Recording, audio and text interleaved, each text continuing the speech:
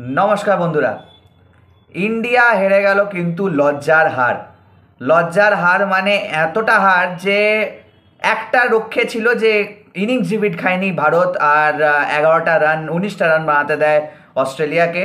তো আজ ছিল কিন্তু day 3 of the pink ball test Adelaide, second test match of the Border Gavaskar trophy.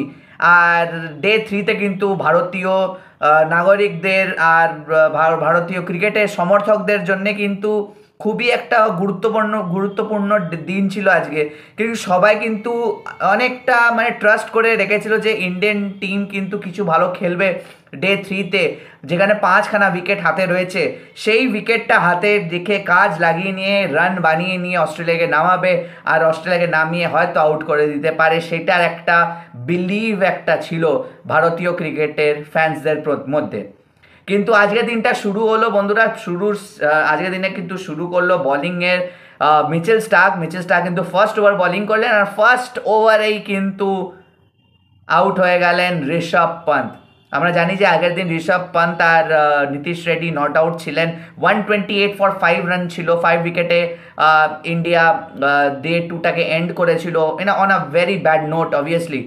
আর তারপরে থেকে কিন্তু ডে 3 এর ফার্স্ট ওভারেই ঋষভ পান্তের এজ আউট হয়ে যাওয়া, ওখান থেকে মানে প্রত্যেকটা ভারতীয় ক্রিকেটার ফ্যান্সরা জানতো এই যে ইন্ডিয়ার ঠিক মানে এই ম্যাচ থেকে কোনো পজিটিভ বের করতে পারবে না।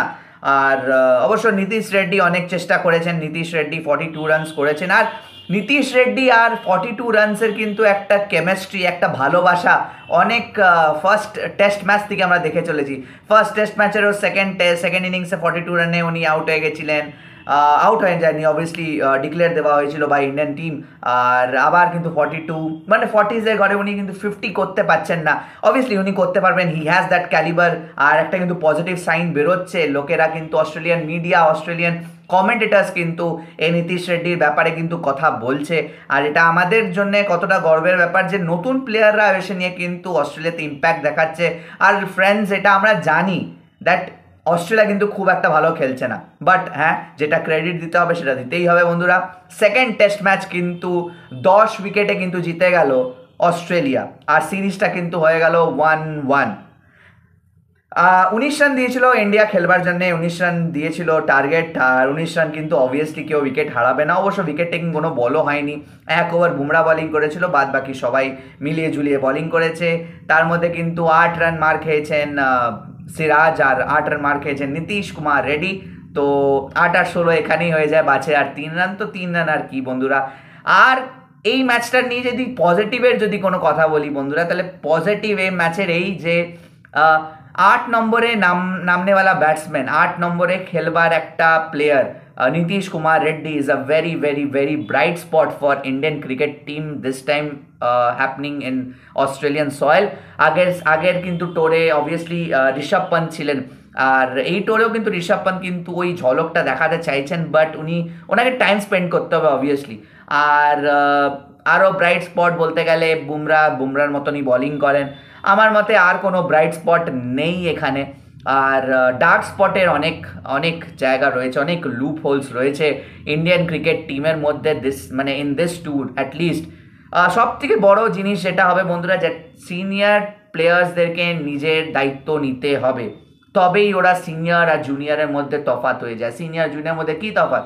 বেশি ম্যাচ খেলেছে, বেশি অভিজ্ঞতা আছে, বেশি রানস আছে, ও মানে ওই কন্ডিশনে খেলার অভিজ্ঞতা রয়েছে। তো অবভিয়াসলি সিনিয়র প্লেয়ার্সদেরকে কিন্তু দায়িত্ব নিতে হবে।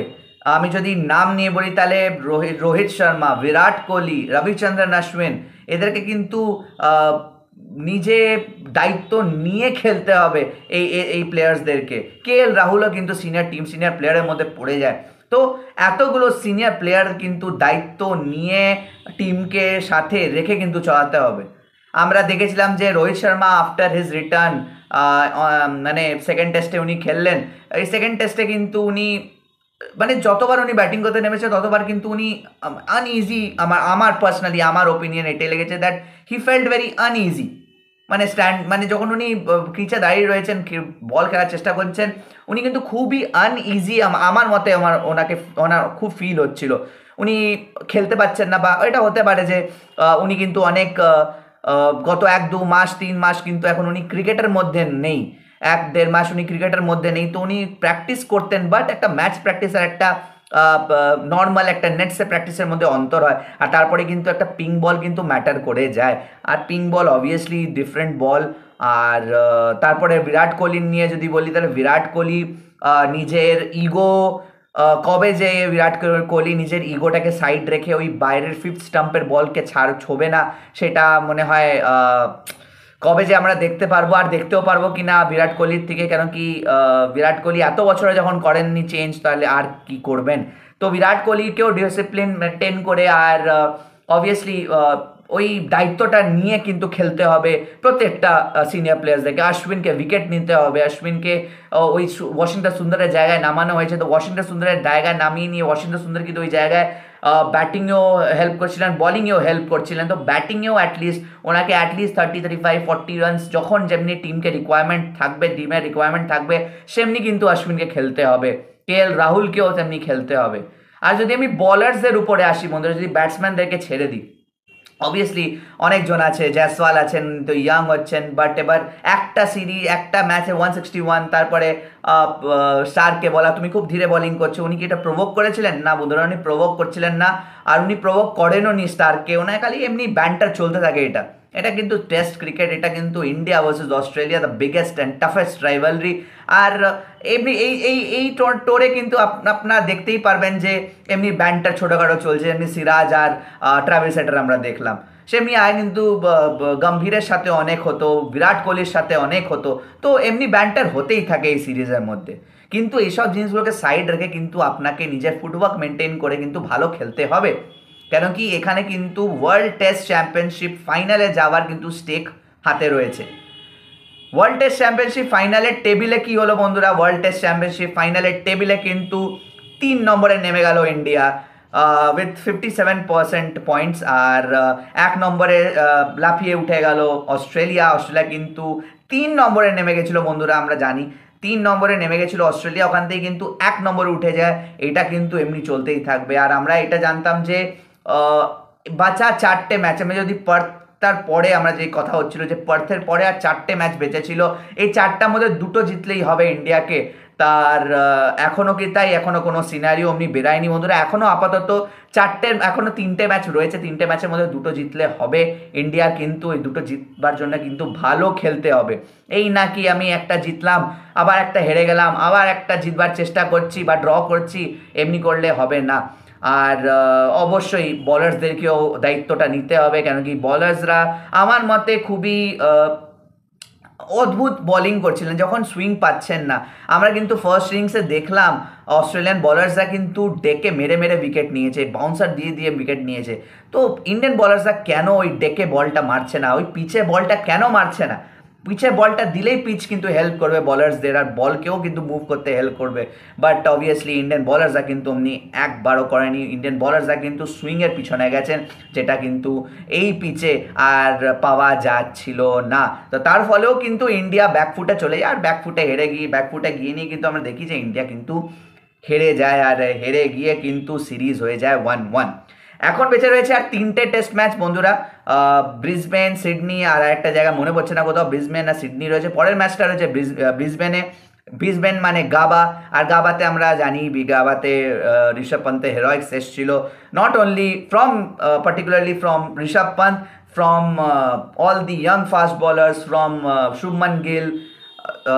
তো এদের অনেক কন্ট্রিবিউশন ছিল ওই ম্যাচের মধ্যে। 3টে ম্যাচ বেঁচে রয়েছে বন্ধুরা, 3টে ম্যাচ। আমরা যদি প্রথম দুটোকে আমরা যদি ছেড়ে দিই, তাহলে এটা কিন্তু যদি আমরা 1-1 হয়ে রয়েছে, এখন সিরিজটা কিন্তু লেভেল পেকিংয়ে দাঁড়িয়ে রয়েছে 1-1 মানেই 0-0। এখন কিন্তু ইন্ডিয়াকে ভাবতে হবে দ্যাট আমরা কিন্তু 3টে ম্যাচের কিন্তু সিরিজ খেলছি, আর 3টের মধ্যে কিন্তু আমাদেরকে সিরিজ জিততে গেলে 2-1 করতেই হবে। আর এটা করতেই হবে বন্ধুরা, সিরিজ জিততেই হবে। এই 3 ম্যাচে যদি আমরা ধরে চলি, খালি 3 ম্যাচ বেঁচে রয়েছে এখন, এই 3 ম্যাচেরই যদি আমরা টেস্ট সিরিজটাকে ধরি, তা 3টের মধ্যে কিন্তু সিরিজটা জিততে গেলে ইন্ডিয়াকে 2টো ম্যাচ জিততেই হবে by hook or crook if they really want to qualify for the World Test Championship final.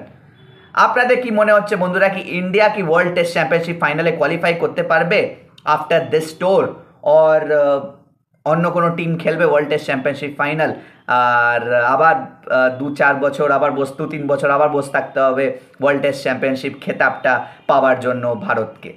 Comment সেকশনে অবশ্যই জানাবেন বন্ধুরা।